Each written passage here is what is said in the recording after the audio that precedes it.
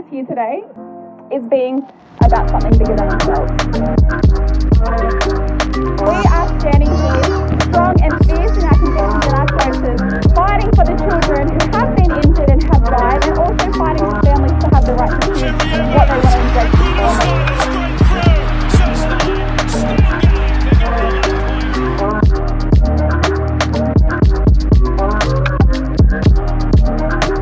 Maternal instincts are what has gotten us here since the beginning of time.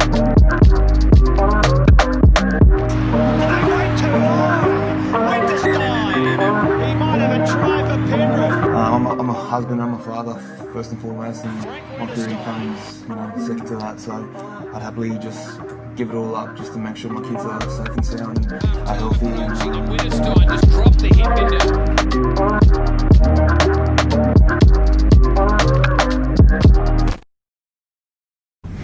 What's up, everybody? It's Frankie and Tay here from Meet the Winterstones. Welcome to episode 3. It's been a long time coming since our last episode. We've been a bit preoccupied. So much has happened, my goodness. We'll fill you guys in shortly, but first of all, Merry Christmas and Happy New Year. Hope you guys had an amazing holiday break with your families. 2021 is upon us. So much to look forward in our own household, and we're excited for the new journey. And if you guys sort of look above, might give you some hints where we are. And our little wristband here is a bit of a accessory, and our couch has shrunk. So boss lady, why don't you tell them the good news? Well, some people may have guessed it, but we are actually back in Australia. What? We have landed back in Sydney, and we have been here in quarantine for 13 days now. We are filming from quarantine, and we got the okay to get out of here. So we thought we're going to jump on, record a podcast episode, fill everyone in as to what the heck has been going down for us. Why have we decided to move back to Australia during this interesting time in history? Why have we come back? And there's a lot for us to share and say. So this episode is basically going to be sharing why we decided to make this big move.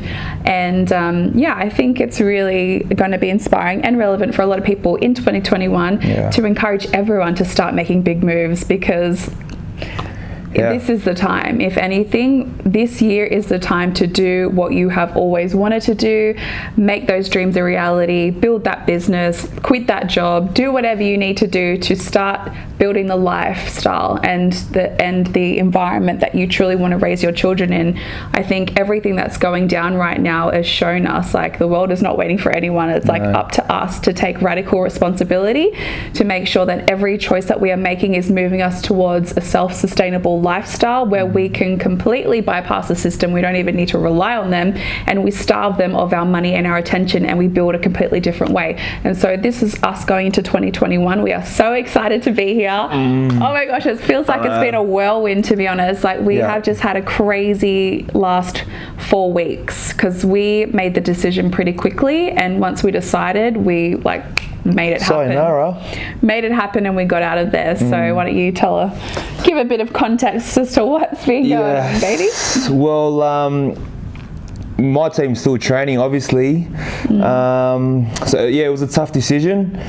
Basically, myself and Tay, have been talking about this moment for a long time. It wasn't just out of the blue or anything like that, but we felt like we saw a couple of signs pop up in our every day-to-day life, and we sort of thought, you know what, I think now is the time to head home. And it was a tough conversation that I had with my coach and my club and my teammates, but I definitely think I've made the right choice, and I know 100% I've made the right choice. All the stuff that was happening over in France had us living under a bit of a cloud, and for those who don't know, in France they've banned children like mine from attending school, and then the president's come out and said by September 2021 that all homeschooling will be banned in France.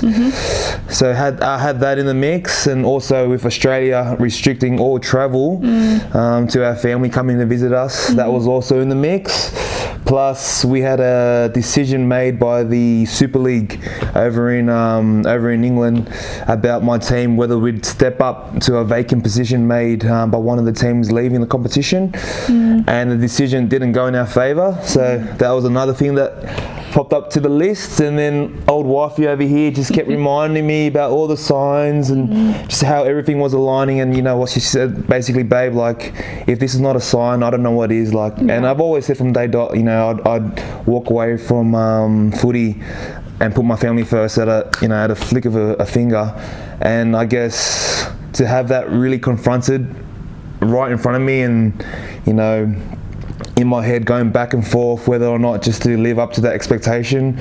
You know, it was definitely a tough decision to make, but here we are in Sydney now, and I know for a fact that once we get out of here in 17 hours, and then, you know, I'm able to give my mum and my dad a hug, and, you know, my parents can see, you know, my two boys, and I've definitely made the right choice, because at the end of the day, family is everything to me, and it wasn't worth living in France. You know, we were getting, you know, throughout this whole pandemic, we've been getting 100% pay. Like, it's not like we took a massive pay cut like all the other teams did in my competition. We, you know, fair play to my club. They've paid us on time, 100% of our wage throughout this whole deal, even though we hadn't played since last March.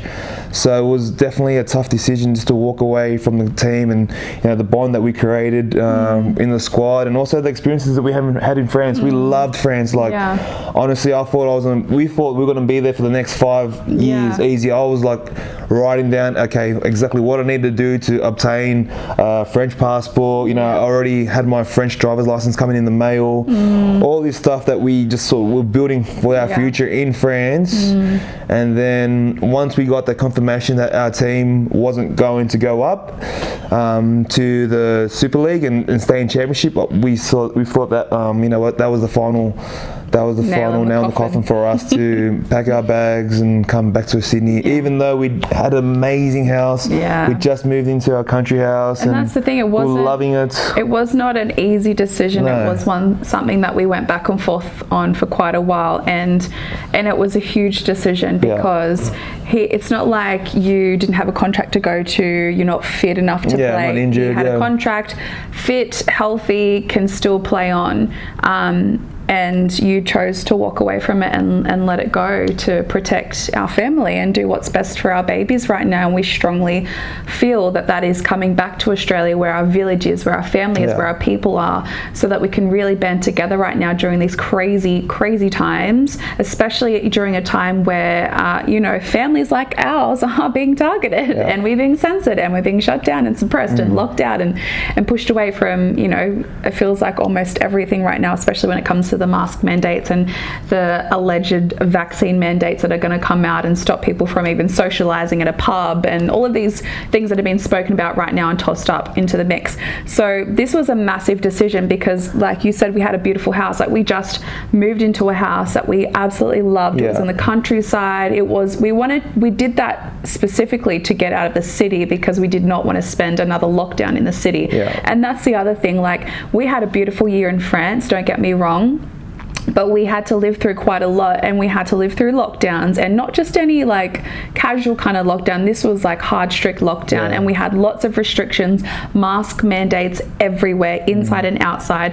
And so there was a lot that we were dealing with, living in a foreign country. We couldn't speak the language, we didn't know the laws. So for me, like on a personal note, I felt really restricted, obviously, not just not being able to go out and different things like that. I felt restricted in my soul's expression. I felt like I couldn't speak my truth. I couldn't say what I wanted to say. And it got to a point where there was all of these things kept coming, and, you know, thrown back into lockdown and over Christmas, and it's like, oh my gosh, like, is this really worth it? Is it worth it if we can't even have our family come over because Australia won't open up their borders, and they're not going to for still a really long time? So it's like, I had to really we both did sit with the fact that, can we bear the thought of not seeing our family for quite possibly a very long time because they're not allowed to leave Australia and come visit us for a holiday. They were supposed to be with us for Christmas. His parents were supposed to come over, you know, in September. We had all of these plans, like everyone did in 2020. We had all these plans, and then COVID came and it got thrown into the mix. And so, you know, we had such a beautiful time in France, and we honestly, when we first moved there, we thought we were going to be there literally for years, and we had all of these amazing ideas and visions and plans. And then obviously, like I said, COVID came and it just changed everything. And we made the best of the situation, and we still traveled throughout summer, even though there were still restrictions. We did what we wanted to do, and we literally made the most of our time. I feel like every country we moved to, we've lived in Japan, we've lived in the UK. I feel like every place that we've been and we've lived, we've always made the most of the situation that we're in at the time. And I think that's definitely what we did with our kids this year.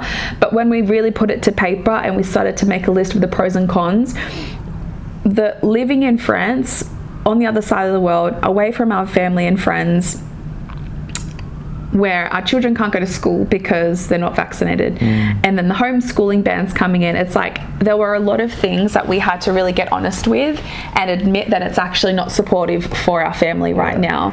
And you know, when you didn't go up to Super League, that was really tough because the boys were really hopeful that that was going to happen for you guys, because you had the financial backing, you've got an awesome team, the club takes care of all of the families. Like, it is a beautiful club to be at, and even the, you know, the environment amongst the families and the wives and the partners was the best that I've ever experienced, and I absolutely loved being with the girls there. But again, we really had to get honest and ask ourselves, is this environment supportive for our family right now? And just on that, like, there was so much unknown regarding this season, the 2021 season. Like, we weren't to know, like, it's been pushed back already. They initially announced the date of February 28th or something that the season would be kicked off, and then the UK government's pushed it back now to like March because of COVID, and all those like not unknown, and plus the vaccination on top of that, whether the RFL is going to make the COVID vaccine mandatory. So that was playing in my head too, and obviously if they'd rolled that out, then there was no way that I was going to play anyway. So I thought, you know what, let's just freaking pull the trigger now and let's just get out of here.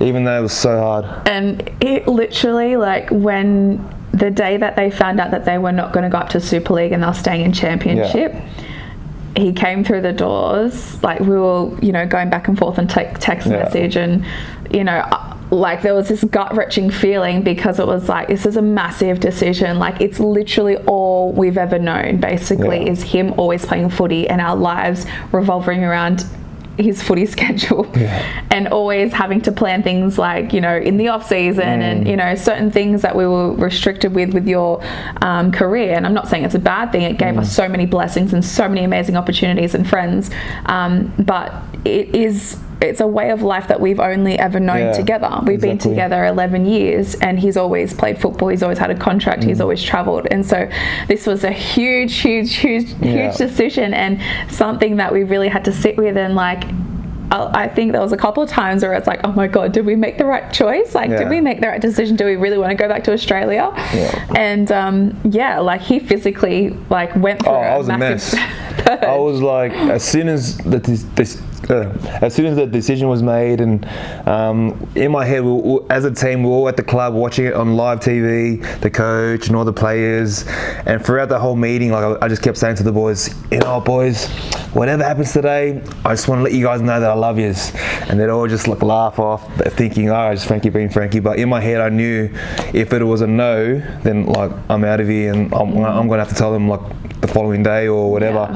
So when old mate came out and read the decision, and they took up Lee Centurions instead of us, you know, straight away my heart just sank. But at the same time, like, there was a bit of excitement there. And on the drive home, I'm just like thinking to Tay, like, fuck, this is it. I opened up the door, I just started crying straight away. I was like, oh wow, we're heading home, like, that's it. Massive energetic purge of like, fuck, like, okay, this is it, like, this is really it now. Like, we've made the decision, because the night before the results were revealed, you know, we were speaking a lot. Like, for me personally, I was going through so much. I was crying, like, I was very like emotional a couple of weeks leading up to this, because I just intuitively felt like we have a beautiful house, we have a beautiful life here, but there's something still not right. Like I'm still not feeling fully aligned here.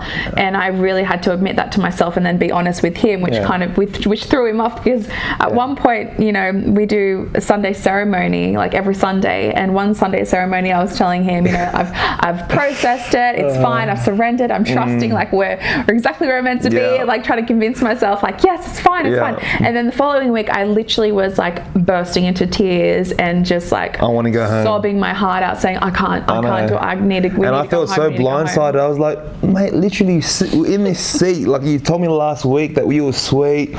And that's what got me thinking, oh wow, like, you know, there's definitely something going on. And I just said, no, all right, you know what, we'll just put it on this decision. Whatever happens on December 14th, then that is the ultimate sign. And here we are, and like that away, like I'm happy. I'm at peace. As I said, it was so disappointing to like say goodbye to the boys and obviously let it go. But I think in my mind, the hardest thing was just the timing of it all, because in my head I had this massive thing, all right, cool, you know, I'll play to end of the season, win the championship, whatever, and then like I know I'll have a date in my mind that, okay, that's my last game. But then to have it read out on TV by old mates saying that we're not going up, and then knowing in my head that we've already made a pact that whatever happens, this is our call, I think that was the hardest thing. So and he kept saying, you know, like, I feel like, you know, part of me feels like I haven't finished on my terms, because, you know, the last game that he played, he didn't realise it was his last game. Yeah, and before COVID hit last year, so exactly. He literally played 4 games, and then the season was cancelled because of COVID. And so, you know, like, there was a massive ego death that had to happen for my husband in order for us to really make peace with this decision and move home, like, and really, like, enjoy being back here and embracing it and not having any regrets or any resentments whatsoever.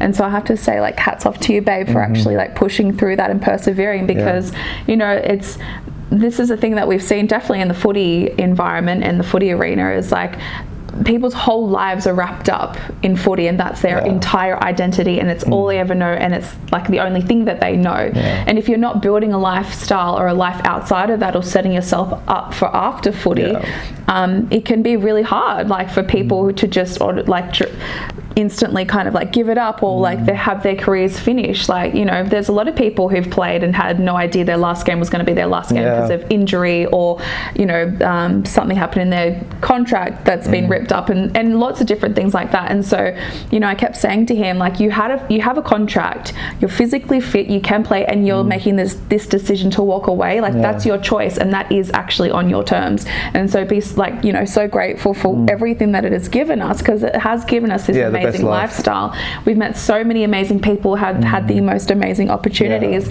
but now we honestly feel like there's a massive energetic shift happening right now, especially with 2020 ending and going into 2021. This year is asking us to make massive big decisions that are going to truly support our family long term, and not just short term anymore.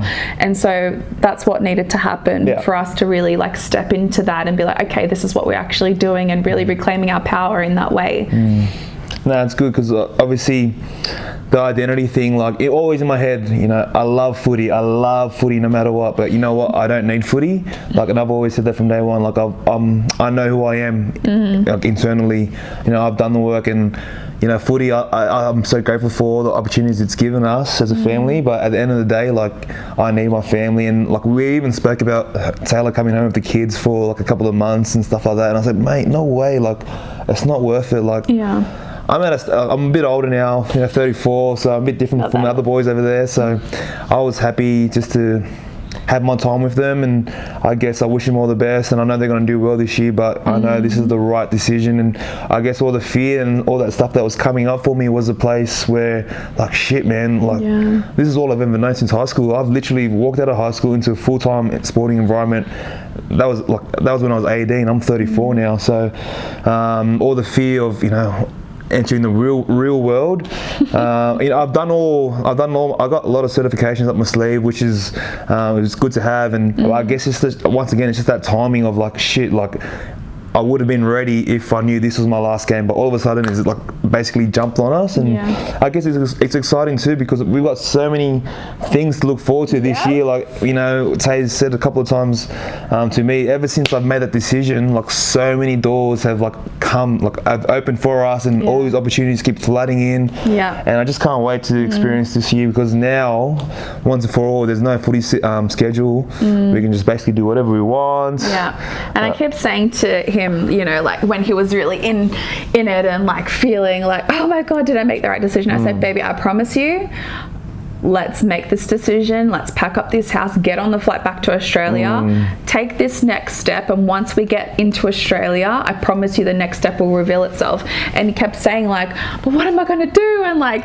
you know, like what's going to happen? And like, there was so much uncertainty for 2021 for us, because he's always been the breadwinner of the family. Like, he's always had the finances and the income and stuff like that. And I said, baby, like, for those of you who don't know, he's been studying breathwork to be a breathwork facilitator. He actually is qualified level 1 breathwork facilitator, and he's continuing to do his study. And I was like, baby, you've been studying breathwork for the last 6 months. You've got something to go to, and you know, you've opened up your business, and you know, he's really stepping into this arena of helping men with their trauma and like healing through the breath and all of these things. And you know, in your own way, babe, you are so inspiring, especially to other males out there, and especially to Polynesians out there watching this too.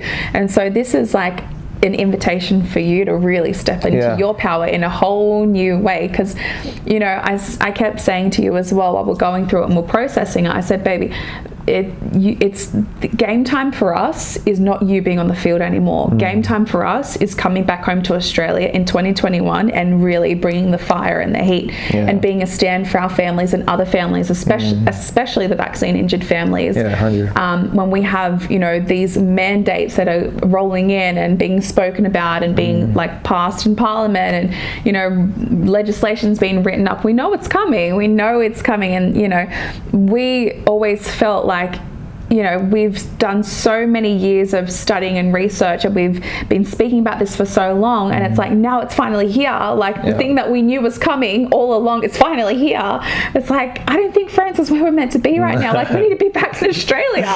We need to be back in Australia, like standing with our people and, you know, really showing strength in numbers and rallying around each other and having each other's backs. And that's the thing, like I felt like there was a massive longing for me to be back with my people and like in my element, in my environment, and expressing and speaking my truth and connecting with people and all of the things that I love to do that I wasn't getting in France. And so we made the decision and we packed up the house. Like, you know, it's not easy packing up a house again. Like, we literally just moved into a house and packed up again and then, you know, got everything sorted. And there was like a lot of me that I was like, oh my gosh, I look so ungrateful right now. But I just like, we just moved into this house. The club helped us get this house, and, you know, so many things that had to be done for us to get into the countryside before the city was going into lockdown again. And I'm so grateful that we got to experience that house. And it was such a beautiful time that we had together. There was so much peace and love, and the kids were running free. But I really felt like that chapter was ending and we needed to come back to Australia now. And so we did. We packed up the house literally over Christmas. Like, we had nothing in the house for Christmas. Air mattress. Literally sleeping on an air mattress for like 2 weeks. And then, you know, thankfully was in contact with an amazing travel agent, Hamish, which I will definitely share his details for anyone trying to get home. He was an absolute legend. And, you know, it was almost near impossible to get a family of 4 on a flight back to Sydney out of Paris, but he made it happen. And we're so, so grateful. And that's the other thing, when he said, when one door closes, 5 or 10 more doors open. And it's literally like the universe, as soon as we made the decision, the universe was like, you've made the decision, here you go, here's a flight to Sydney. And then we got to Sydney, and, you know, we've heard horror stories after horror stories about quarantine, and we were mentally preparing and getting ourselves ready and like talking all through. We wanted was a window. that opened. Minimum window. No, I just want a window that opened up so I could get fresh air. But anyways, we set an intention before we like went up to Paris to fly home, and as soon as we left our driveway, basically we just saw angel numbers the entire time. We saw all the 11s, all the 4s, like all of the 2s, all of the numbers, and had this confirmation of just guidance. Like our ancestors were with us, our guides were with us, like God and Source and Universe was protecting us and had our backs and was like, yes, you've made the right decision, go home, go home, go home. And so we had a beautiful flight back. There was no one on the flight. It was just basically us and 10 other people. And then, got into Sydney and had a really good experience. They do the health screening. Like, there's a whole process that you have to go through.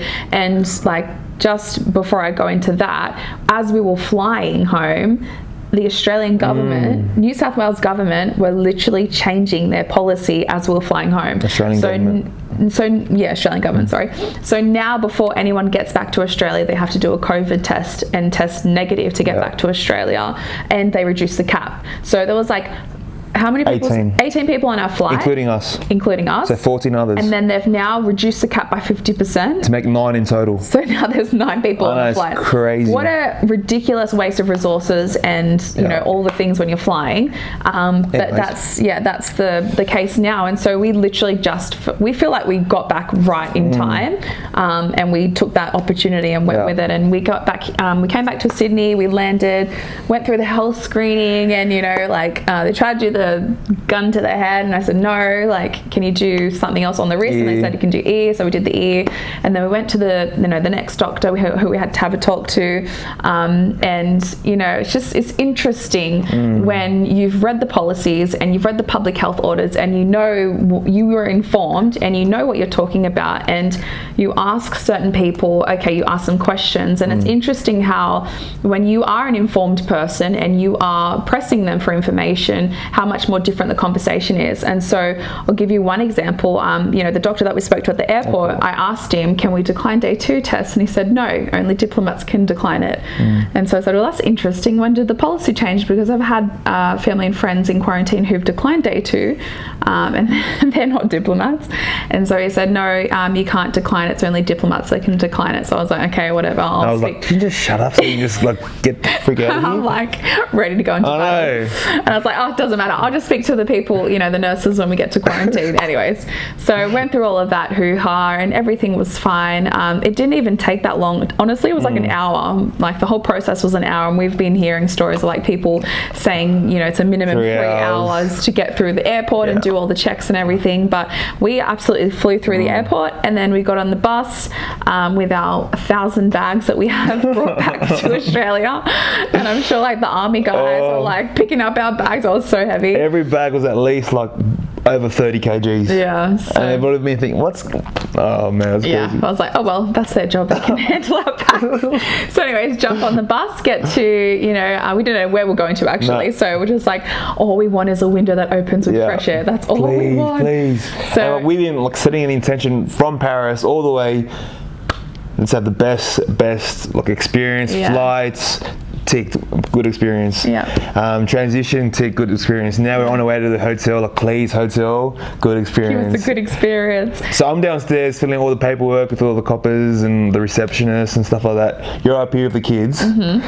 I walk out of the elevator, she opens up the door with the biggest smile on her face. Because we have a balcony with fresh air and sunshine. Honestly. And, oh my gosh, I walked into this apartment and I was like, I want to fall to my knees and just thank you, everyone who's been protecting us and guiding us and, holding us during this time, because we literally got exactly what we asked for and called in, which was a balcony with fresh air. Yeah, and we got massive balcony. We've got a 10-meter balcony. Yeah, Centrepoint Tower, all the city skyline. Looking over the harbour, Centrepoint Tower, Darling Harbour. We've got a lot of space in here, and this is a thing we know this is quite rare. We've had a lot of family and friends in quarantine, and it has not been a good experience whatsoever. The food has been disgusting. No fresh air. Unbelievable. No, other people's experiences have been really, really bad. But we honestly have had a great experience in quarantine so far. But we still got couple more hours, but we'll see what happens tomorrow. We've honestly, I think it's because we've made our vibration, really rock solid, and the fact that whatever was going to happen, we're always going to have a good experience and just high vibe, coming from love, making sure the kids are all good, and the kids have been fine. They have not even asked to leave. Like, I'm like, the door's not locked. I'll be like, I was hoping we had one of those chain things to lock the door, because our kids are like full on. They love it, like just to go wandering and stuff like that. Yeah. They haven't not tried to go out the front door once. So I was like, okay, but I think they're over it now. They're ready. They're ready to see their family. So. Well, we make it like a fun thing when there's a delivery at the door. Like, there's a delivery. I feel sorry for these guys. Literally, we had deliveries like every third day. Our family's been like bringing food. We've been ordering like extra Uber Eats, just all the nice stuff that we like. Deliveries from shopping centres and stuff. So So, anyways, back to the COVID test story. He told me that can't decline day 2, only diplomats. Anyways, that's fine. Have a conversation with the nurse, and it's really interesting on the phone to the nurses how they word things, and they really do make you feel like it's mandatory or you don't have a choice. You always have a choice, and they say they really encourage people to get the day 2 test because they want to find out sooner if you're positive for COVID. Then you're going to move to a different facility and obviously have more testing and be monitored more. And so I said to the nurse on the phone when she was running us through the drill and what was going to happen, I said, okay, well, we're definitely going to decline day 2 test because we'd rather just run the risk we'll get swabbed on day 10 if that's the case, because we didn't think that we'll show positive for COVID because we are completely healthy and we're fine, no symptoms. And so she's like, okay, that's fine, you have to speak to the nurse when they come to your door. So I was like, okay, well, I'm happy to speak to a doctor as well, but we're definitely declining. There's no way I'm going to be putting us through 2 rounds of tests unnecessarily. And so the doctor came to the door and said that we're here to swab, and I said, I've already told the nurse that we're declining day 2, and he's like, all of you are declining day 2? I said, yep, we're all declining day 2, and he said, okay, and then left us in peace. So the whole thing with you can't decline day 2, only diplomats, is a complete load of crap. You can decline day 2. There is nothing in the policy or the public health order to say that you have to get day 2 tests in quarantine. There's actually no specifics around testing when you read the public health order. So we declined day 2 fine. That was all good, no dramas. But we knew when it came to day 10 test that there were certain things that were going to be a deal breaker for us. For example, we did not want the kids having a nasal test. That was a deal breaker. If that was the case and they were trying to force that upon us, then we said we'll just stay 24 days. We'll just cop the 24 days because that is an option too. If you don't want to do any testing, you've got to stay for 24 days in quarantine. And if you've got a hotel room with no fresh air and window, that's a really, really tough ask. And personally, my mum has done that. She is a badass, has declined, all of their testing when she came back from France when she was with us, and she did 24 days in quarantine because she was not going to do the test, and she stayed true to her, her own intentions and what she really felt strongly about, which was amazing. But obviously, when you've got kids, it's a different story, and you've got to consider 2 young children in the picture too. So, we were having discussions about it, and like in the back of my mind, I'm like, no, we're going to do the 24 days. It's fine, we can do it. And then he's like, babe, like the kids need to get out of here. Like, like we've been good with the balcony, but towards the back end of it, they do go a bit like they need to just let some steam off, right? We need to be grounded in nature. Run around at a pub. So, we had a conversation. The deal breaker would be if they make us do a nasal for the kids, there's no way, and we'll do 24 days. So, anyways, spoke to the nurse.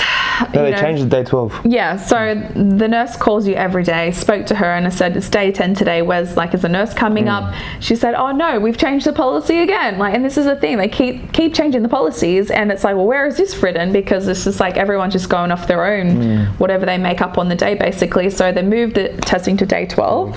So day 12 came around, the nurse comes up, and we had a conversation with the nurse, and basically just started pressing her again and saying, we're not comfortable with the kids doing nasal. Do they have to do the nasal? Can they just do the mouth swab? Because that was our compromise. They can do the mouth swab. We don't want them to do the nasal. And she said, no, they've got to do both nasal and the mouth swab. So I said, okay, well, that's interesting. And I basically went into a whole, not a rant, but I was laying down the facts, basically, really holding my ground and sticking to what I knew was the truth. And the fact is, kids under 6 definitely are in the low risk category. They are not a threat to anybody. It's very, very low risk. They don't even have to wear a mask. So why on earth do they have to get a nasal and a mouth swab is beyond me. And I said to the nurse, even if we do a test, test, right? We've come from France. We've been around a lot of people who've had the test, who have no symptoms, who come up positive.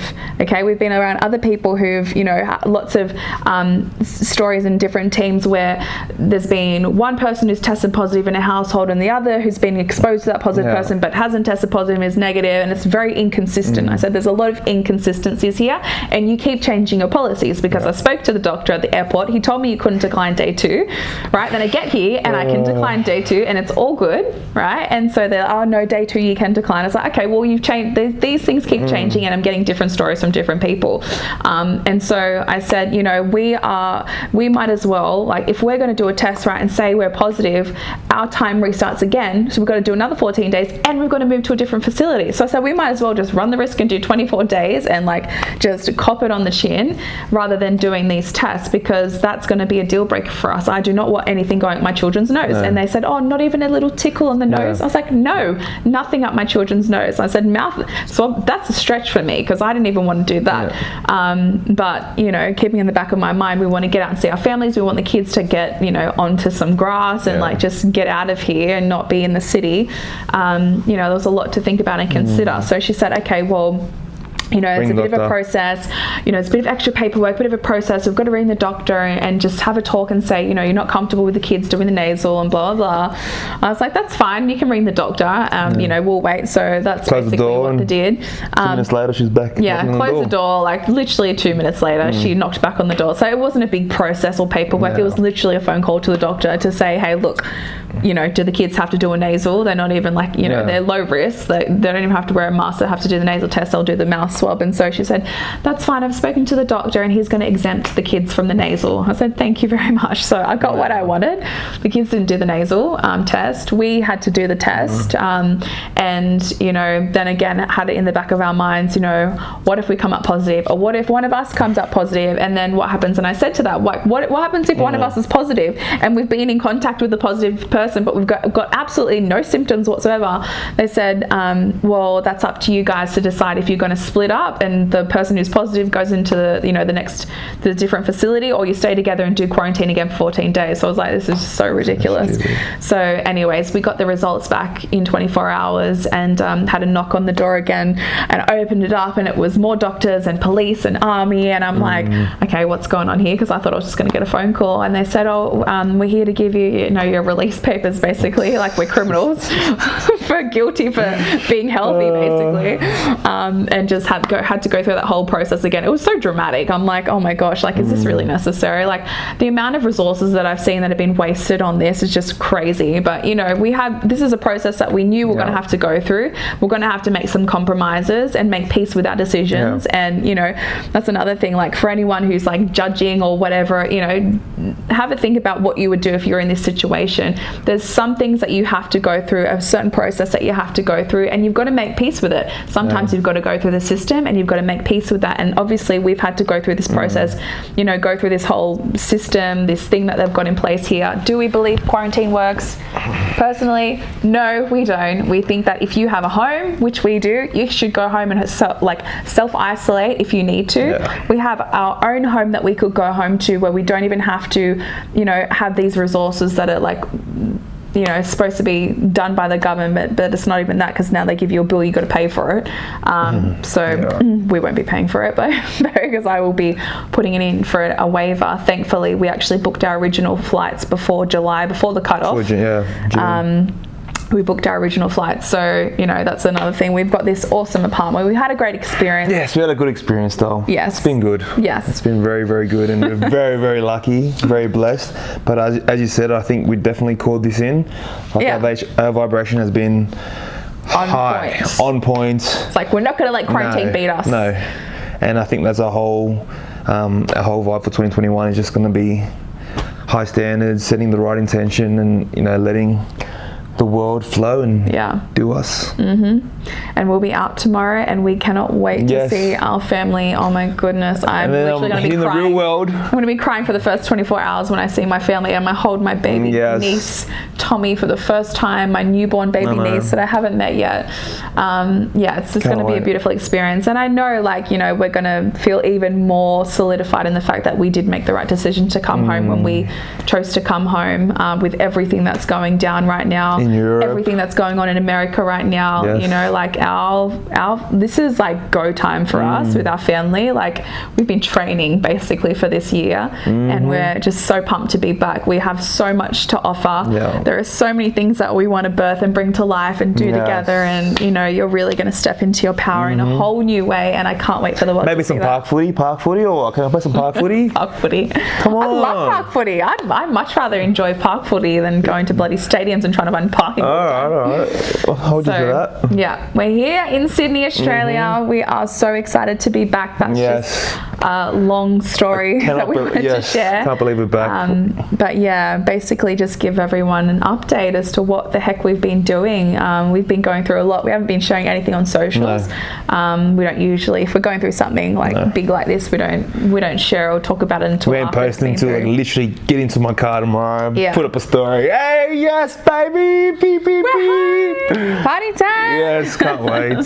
Can't wait to see all our family and friends, and you know, I think this is going to be the boost that we all need to rally around each other and get this done in 2021. We're so pumped, and we've got lots of things in the works, and really grateful to, you know, have had a great experience coming home. Feel like we've been protected and we've always been taken care of, and now we get to go back to our family home where Hendrix was born, my baby Hendrix and Ziggy, obviously. It's going to be a really good time, and we can't wait. That's us. Episode 3 done and dusted. There's an update. We're back in Sydney. And we'll be back soon. Very soon, actually. Now we're back home. We've got babysitters. Content. We've got babysitters. We can pump out all the content. How good. We can film all the episodes. How good. Date nights. Yes. All right. Love you guys. We'll see you soon. Peace.